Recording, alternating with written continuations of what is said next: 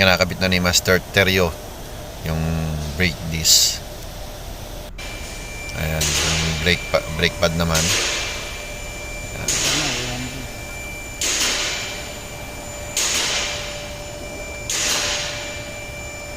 May baliktad pa. Okay. Ayun o, pasok na pasok. Talagang sanay na sanay magpasok. Okay. Ayan, tapos na lahat. So, gulong na ikakabit yung gulong mamaya. So, check natin yung sa ano, sa may crankset. Ayan. So, malinis na siya.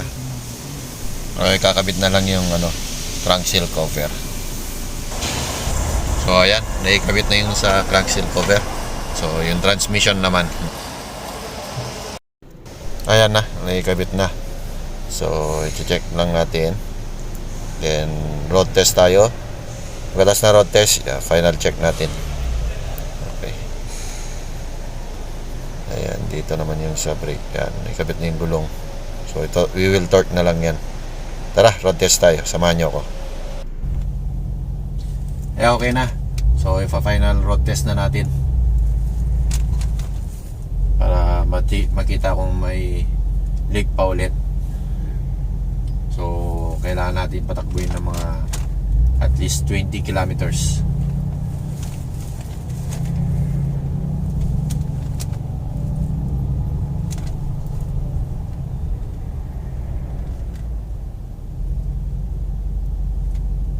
Tapos after natin na ma-road test, i-check pa rin natin yung ano, i-checkin natin ulit, double check kung may leak pa rin ba. At syempre, check din natin kung maingay pa rin yung brake. Pero for sure, sa brake wala nang ingay yan kasi pinalitan nga yung brake pad saka yung rotor disc.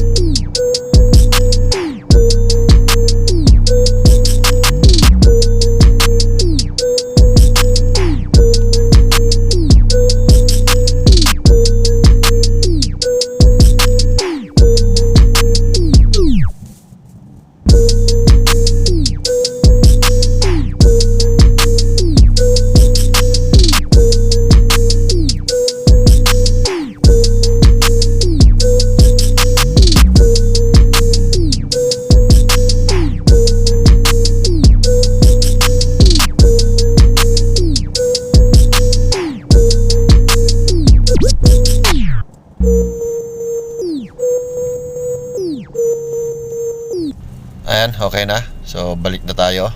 Then final check. Salamat sa inyong panonood. Kita-kits ulit tayo sa next na video. At sana huwag kalimutan i-share, like, and subscribe. Bye-bye.